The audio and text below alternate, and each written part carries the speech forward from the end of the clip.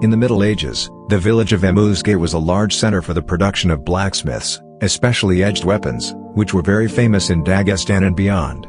From the depths of the Dagestan mountains, the Amuzgi blades scattered all over the world, adorning the treasuries of ancient rulers and commanders.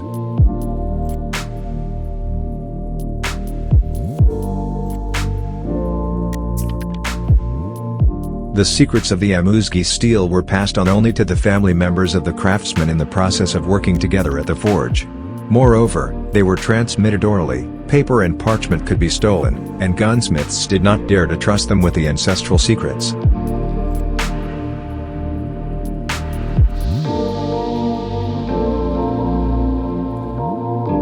In the 80s of the 19th century, there were 250 households in the village, and all residents participated in the production of blades, but by 1935 there were only 40 households with 203 residents, although everyone was still making weapons.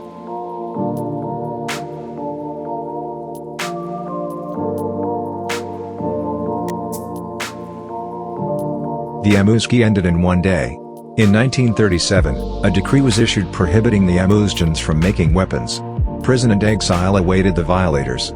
Thus ended the glorious history of the ancient village, which inscribed many glorious pages in the history of Dagestan. Years later, the secrets of the Amuzgi Damask steel remained unsolved.